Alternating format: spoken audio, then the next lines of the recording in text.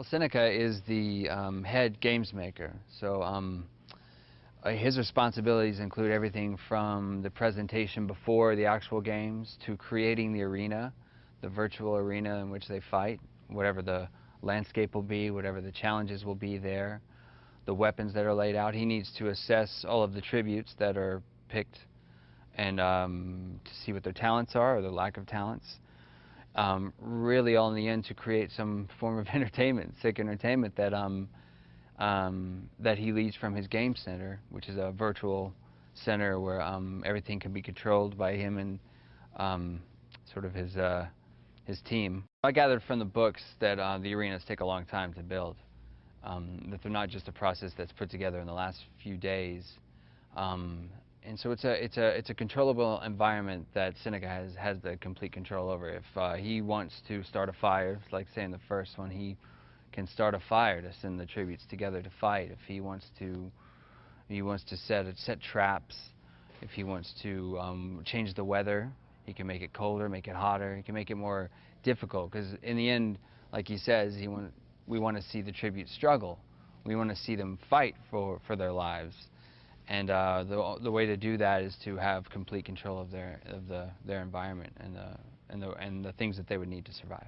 Katniss Everdeen is she's a girl who grew up in District 12, which is one of the poorest districts, if not the poorest district.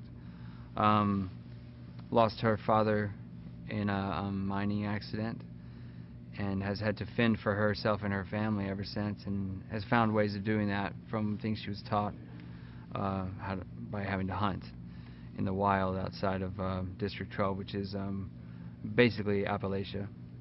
And in the woods and in the hills there, she's learned how to survive of sorts. President Snow, he's a bit of a mystery because in the first book, because and in the first movie, because he's older, he's been around and has you know, he's almost old enough to see how the Capitol had to pay for the rebellion, how close it came. It's familiar to him, and I think Katniss represents a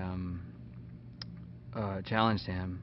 I think she's a threat to him because she's a reminder of that rebellion. Katniss Everdeen is played by Jennifer Lawrence, who is an amazing young actress. Very talented, very smart girl, very funny girl. You know, I read this book and immediately thought she would be great for the role.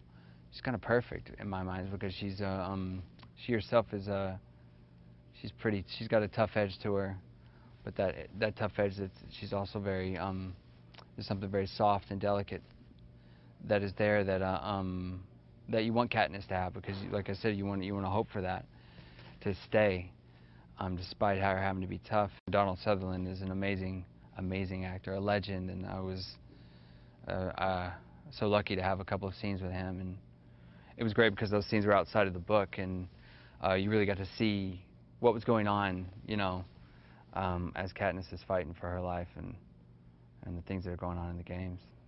Gary and the casting director, Deborah Zane, who is incredible, has thought of some really great people to fill out roles that maybe they wouldn't always do, because on paper they look small, but really, you know, they shine with this writing and with Gary. And you know, I got to do a great scene with Stanley Tucci, who I have been a fan of my whole career and before.